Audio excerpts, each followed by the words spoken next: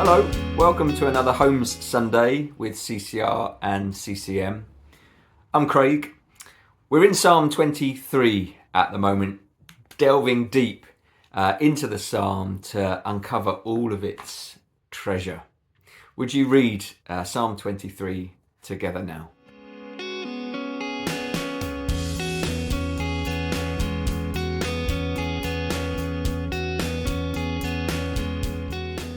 Last week and today, we're looking at this incredible promise that our souls will be restored.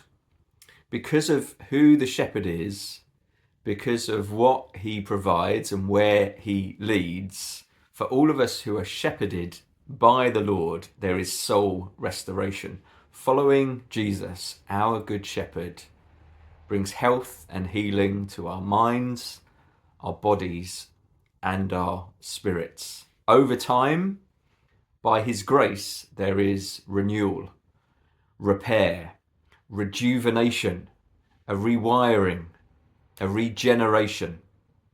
Last week, we imagined that we are like a masterpiece of art.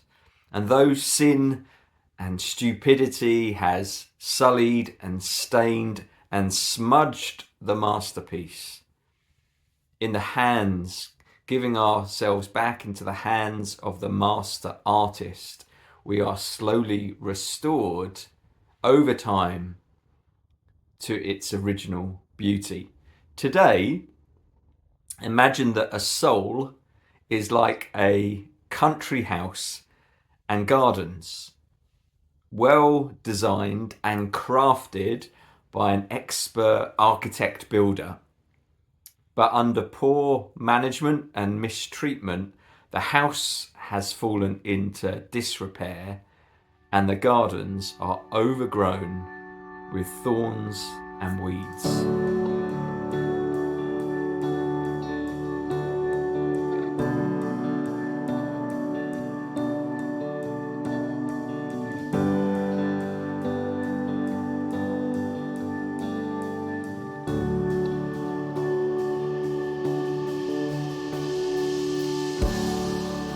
Now imagine that the house and gardens are surrendered back into the expert care of the original architect builder. Under his care and management, a restoration project begins.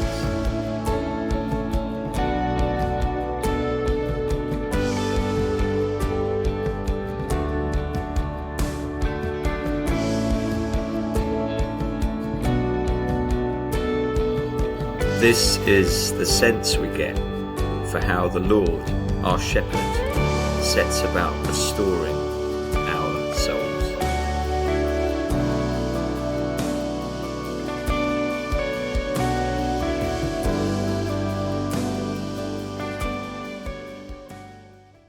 He restores my soul. And at the end of verse 3, we're told that this restoration, through guidance, is for his name's sake. It would equally be right to consider that everything he does for us in the first 3 verses is also for his name's sake.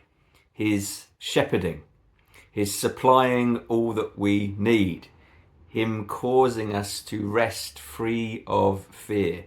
This whole process of restoration of the soul, mind, body, and spirit is for his name's sake. The Lord supplies and leads and restores us for his fame, for his renown, for his reputation. God's motivation and goal of my own wholeness and healing is not only for me, though I'm very grateful for that. His motivation and goal is to make me and you a trophy of his grace. In the Exodus story, and we've talked about this a lot, that Psalm 23 has Exodus echoes of Exodus. We read that in the Exodus account, God demonstrated his power to Pharaoh. Think about the power that God displayed there in the Exodus account. And it says this in Exodus 9:16. He did all of that so that my name may be declared throughout all the earth. This is Yahweh. This is what God is like. This is how powerful he is. This is how much he can rescue a people from slavery into freedom. Psalm 106 verse 6 is summing up this Exodus account, and it says, he saved them for his name's sake, that he might make known his mighty power. What does all this mean? Because this is really cool. God has staked his own reputation to his ability to restore your soul. He's that committed to it. He's that devoted to the project. He will not give up on you. He will never let you go. He will never stop pursuing you. He wants my life and yours to be an example to the world of what he can do, of what a sovereign and gracious Lord can do when a life, my life, your life, is given into his hands, mind, body, and spirit. If we go back to that picture of the house and gardens being restored, being renovated, it's like God has got like a big billboard, a big sign out the front of the restoration project. This restoration is being carried out by the Lord. It's being carried out by Good Shepherd restorations, Good Shepherd renovations.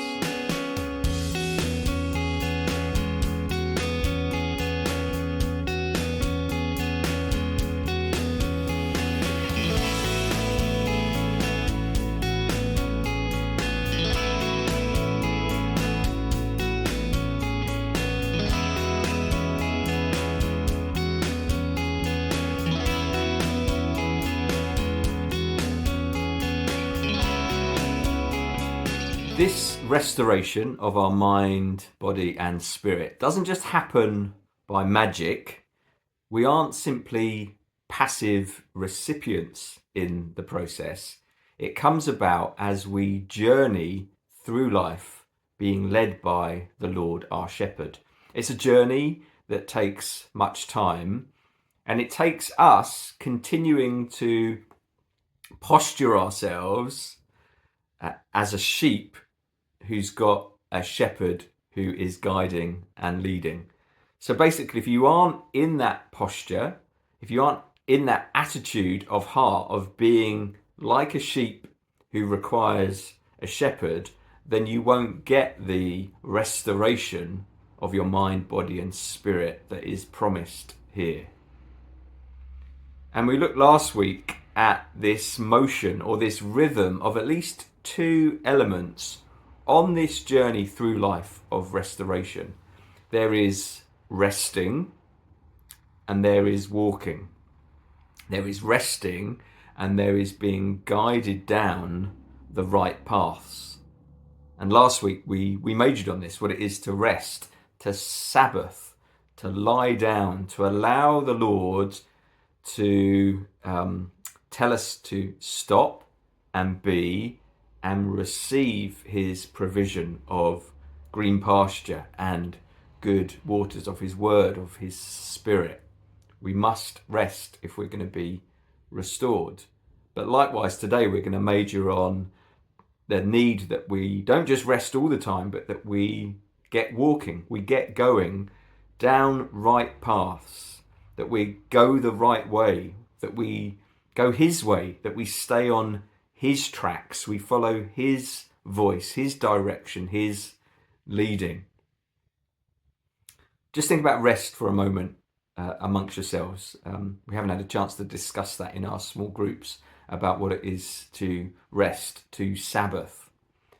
Think about this picture of the house and the gardens going through this restoration project, that it's dilapidated, it's overgrown, and that though there's much work to be done on the house, many directions that need to be followed to complete the task of its restoration, the process of restoration needs rest.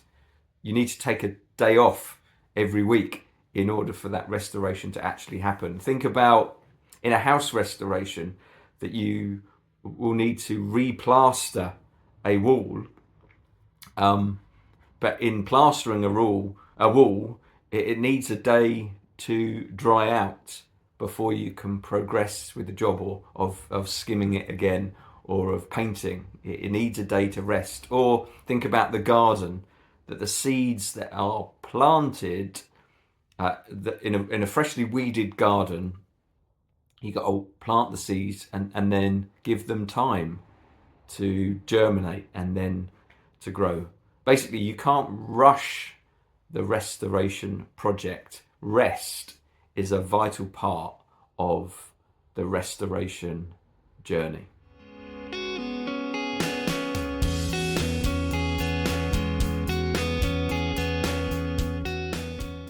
He restores my soul by guiding me along right paths. You and I need to be guided and led. For our souls to experience restoration, we need a guide. Restoration does not happen when we forge our own paths, when we go our own way. Restoration to what the Lord has planned for us happens not when we follow other shepherds, when we listen to other voices. No, restoration happens as we follow him on his paths. The way that we should live is the way of Jesus, his path, his tracks, his lifestyle. And the shepherd guides us. He doesn't stand behind us, driving us forward. There's no sheepdog here scaring us down the track. And he's not screaming at us with guilt-producing condemnation. No, he's ahead of us. He forges the way and we follow him. And as sheep, we will know the way to go because our eyes are looking to him and we are attentive to his voice. We are listening for him. We are listening to him. We are keen to follow him because he knows the way, and so we are listening to him. This is John 10 verse 4, talking of the Good Shepherd. When he has brought out all his own, he goes ahead of them, and his sheep follow him because they know his voice. Back to the Exodus account. God's people go from slavery and ruin in Egypt to freedom and restoration, and they go on that journey by following the voice of the Lord, their shepherd. They were not set free from slavery just to then go and do their own thing and go their own way. That's not real freedom at all. Real freedom comes not from being able to do whatever you want to do, good or bad. No, real freedom comes when you don't have to do what's bad, and you are able and you've got the power to do what is good. That's real freedom.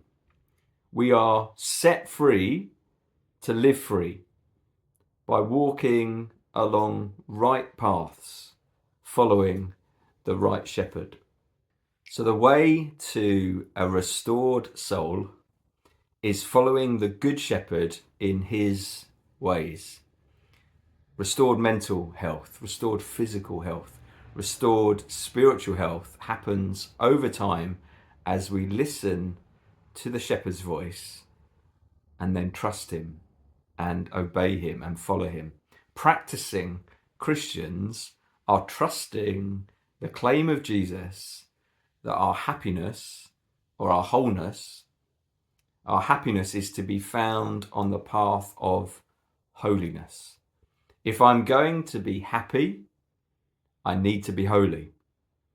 The good life is the God life. If I'm going to get my head and heart right, I need to be righteous. That's where I'm aiming. That's the path that I've been set on. This is Psalm 19 verse 7. It says, "The law of the Lord is perfect, reviving the soul. So what I'm saying here is that we need to listen to the voice of the shepherd in his word. We need to read our Bibles. We need to listen to the words of the Lord. Start in the New Testament. Start with the Sermon on the Mount, for example, in Matthew chapter 5, 6 and 7. Jesus tells us that there is a way for us to live, a lifestyle for us to adopt. Here in the Sermon on the Mount, for example, he lovingly instructs us in his way how we are to depend on God, how we are to pray and so be fueled for this journey of restoration. He instructs us how we are to relate to ourselves, how we are to relate to other people, how we're to treat other people, how we're to use our money, how we're to speak, how we're to love, how we are to do what is good and right and true according to his way. And again, we're trusting that in practicing the way of Jesus, this isn't just the right way to live, this isn't just how we must live. We are trusting the Good Shepherd in that in living this life, we will actually find life and life in all of its fullness. For the Christian, this is the life of faith that we are called to live. We are trusting that happiness will be found in holiness. Listening for his voice, following in his ways is not always easy. It's not always straightforward in many ways. It's not always immediately beneficial, but we are trusting that it's the only way that leads to life, that leads to nourishing, that leads to health and restoration. Friends, there is a cost in following Jesus, but it's worth it. This is Mark 8, 34 and 35. Then he called the crowd to him along with his disciples and said, "Whoever wants to be my disciple must deny themselves and take up their cross and follow me. For whoever wants to save their life will lose it, but whoever loses their life for me and the gospel will save it." It's not easy putting somebody else in charge, but you can trust that Jesus knows what he's doing. It's often painful when we have to change our priorities and our habits and our practices, but we can trust that whatever we have to deny and die to will be replaced by priorities and habits and practices, a way of life that is good, that does us good and does good to the world. This is what Jesus said in Matthew 7, verse 13. We enter through the narrow gate, for wide is the gate and broad is the road that leads to destruction, and many enter through it.